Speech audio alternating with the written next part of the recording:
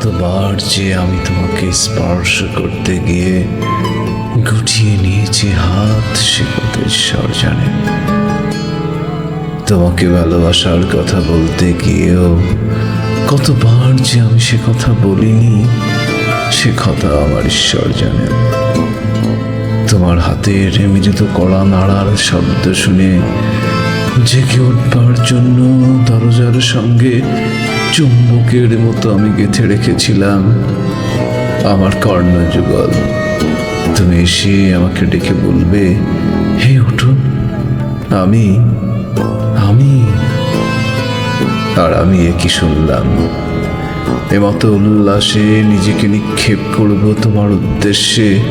কতবার যে এরকম একটি দৃশ্যের কথা আমি মনে মনে কল্পনা করেছি, সে কথা আমার ঈশ্বর জানেন।